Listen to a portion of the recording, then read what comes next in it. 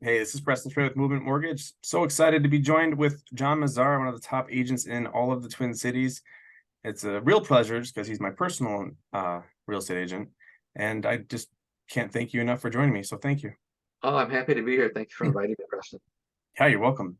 Well, I want to give you more exposure. So I'll just jump right in. So Let's what do it. got you right into real estate? How long have you been in real estate? Okay, so I know everybody out there thinks I'm 30, but I'm actually 58. So I started when I was 21, right out of college. So this is my going on my 36th year of selling homes, and I started with Merrill Lynch Realty, which then became Merrill Lynch Realty Burnett, which then became Burnett, and then Coldwell Banker Burnett. So that was the first 10 years. The last 25 of my 35 years have been with Remax. And the Remax franchise started as Results Guide, Associates Plus, and now Remax Results. So we Okay. just kept moving down France Avenue from 7,300, 7,450 to 7,700 France. So anyway, I've been with Remax and I love it. And I wouldn't change for a moment. Perfect. Now, are you on a team or are you just solo, kind of doing everything yourself? I do everything myself. When you hire me, you hire me. You didn't hire a newbie that just got in the business or whatever. You hire me, and I'm going to be with you from the beginning to the end of the transaction. And I do approximately 50 deals a year, a little bit over, a little bit under, Wow. depending on the year. This particular year, the faucet kind of got shut off the last, I would say 4 to 6 weeks, but otherwise it's been a home a week for many, many years. And anyway, I think that'll change next year. I've got a tremendous pipeline building with regards to listings. I was just out with a client today. I was out with one the day before and another one next week. I got postponed. So there will be some listing inventory, at least on my side, starting right after the first of the year. Perfect. Well, tell me more about yourself, John. I mean, I know you very well, but for the people Yeah, that don't, do you have any family? What are your hobbies? That sort of thing. yeah, you bet. So if you want to talk about fishing or hunting, you're talking about two things that I enjoy the most besides I would say going out, traveling, and beer. So I do like the beer. I like breweries. So anyway, uh, that's kind of what my hobbies are, especially the fishing. That's when I'm not working.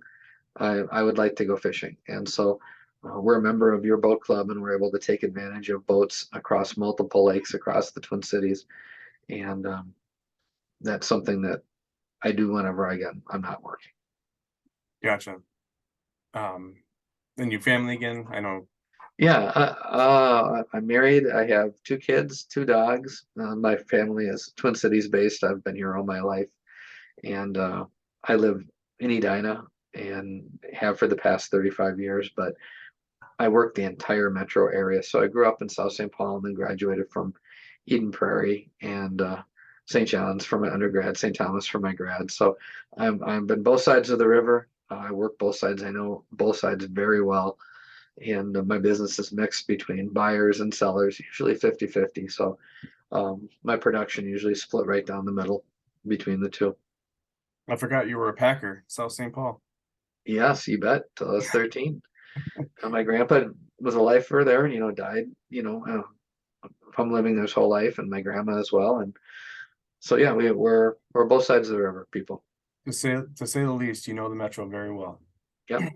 Awesome. Well, this is kind of an interesting question. I'm just more curious. What is like the most challenging deal that you can remember that actually ended up closing? Hmm. There's always one that just like come pops Yeah. out. Yeah.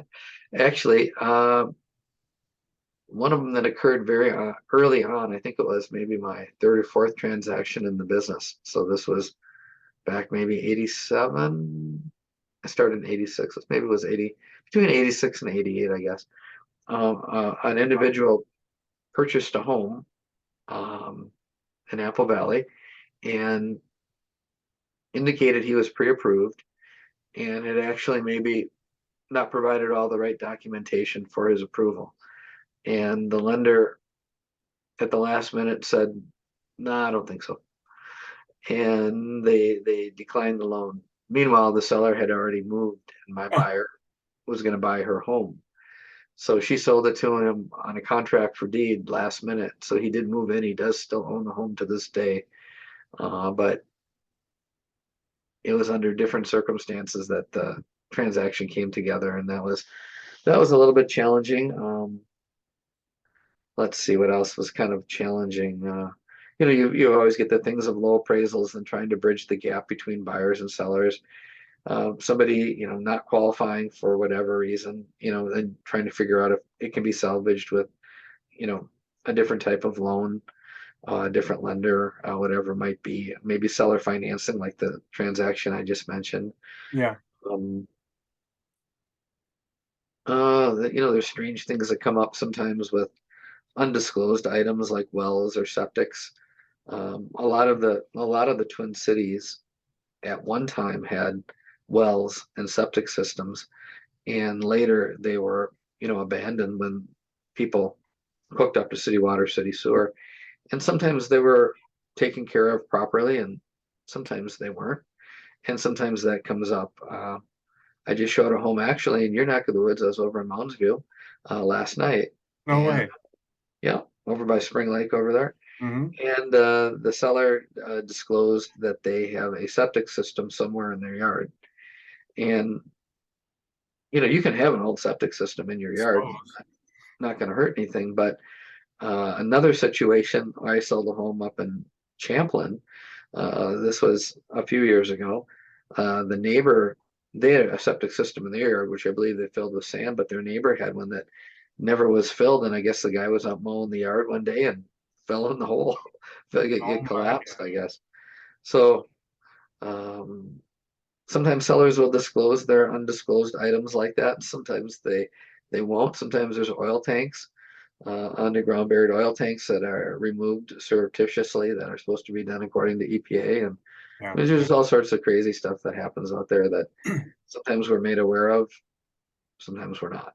It's interesting to hear some of these stories. Like, and we go through so much, but there's always something we haven't heard of. So those are some new ones for me. Yeah. Well, I am just curious if you do you focus more on listings or more purchase transactions? Or are you pretty much right in the middle? I'm straight down the middle. So half of my clients are buyers, half of them are sellers, and sometimes they're both, or I help them, sell their home and then buy their next home. So it's just right down the middle. And again, I do it myself, so I don't have a buyer's agent. I don't have I don't farm any of that out. I do it all. Nice. Well, any last minute things you'd like to share about yourself, your business, or anything else? Um, yeah, I think whoever's watching this, if you would like to interview me and see if we might be a match, I would love to do that. No cost, no obligation, and see where I can add some value to your life with regards to real estate questions. So if that's of interest to anybody, I would love to do that. I guess since most people move maybe 3 to maybe 5 times in their whole lifetime, uh, what I would say is experience counts. So whether or not you were to hire me for my experience, I would recommend that you select somebody not only that you're comfortable with, that you trust, but that actually has the depth of experience so they can guide you properly. Um, One of the things about the boom that's occurred is that a lot of people have gone into the business.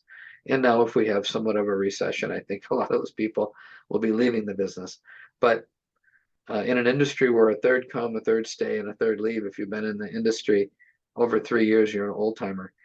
And I think I see it every day where a lot of people do business with, I'm going to say, their friends and family that just got into the business. And I was a newbie, of course, at one time myself, starting at age 21 and, right out of college. But I overcompensated with adding a lot of extra education regarding real estate, to offset that. But what I would say is that for the consumer out there, you know, pick somebody that has enough experience, enough transactions. I have over 1,000 in my experience, but pick somebody. You don't have to have somebody with 1,000 transactions, but pick somebody that you're not their fifth deal, because they're going to learn at your expense, and you're not going to know what you don't know until it costs you tens or hundreds of thousands of dollars with Yeah, bad or that's a good improper point. advice. Very So good I point. guess that's what I would say is thank you for watching, and if I can help you in the future, let me know. And of course, Preston,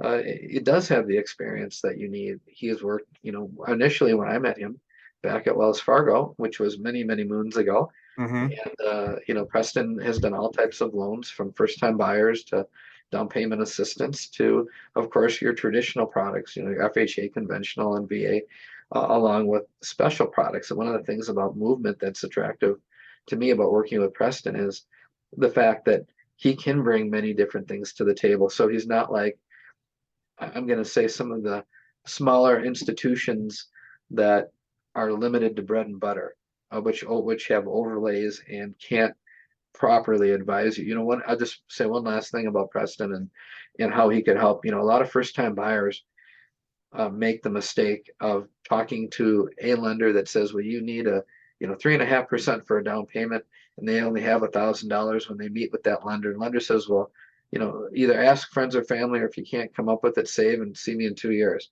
Mm-hmm. Whereas Preston would say, well, wait a minute, are you aware that with as little as $1,000 you can use, down payment assistance through some combination of programs that are even stackable.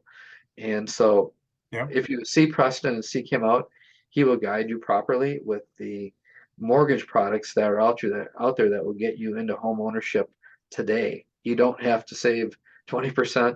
You don't have to save all of the money for the down payment. There's a lot of creativity out there and a lot of ways to structure transactions.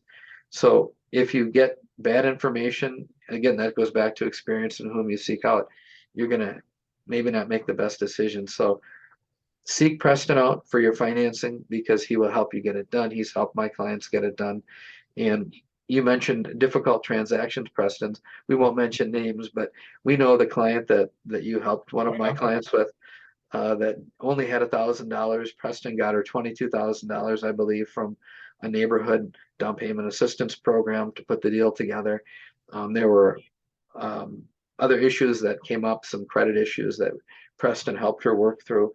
But we took somebody that would probably have been a long-term tenant because that's what she was coming from, and allowed her and her family to embrace home ownership, and she loves it, and they're building equity, and that's the power of this job.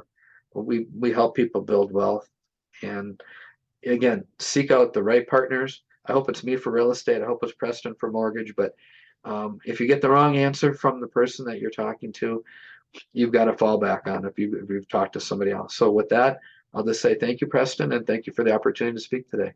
Yeah, I couldn't have said it better myself, and you're very welcome. Yeah, just never hurts to just get a second opinion. We're always here to help. So thank you again. Very good. Take care, my friend.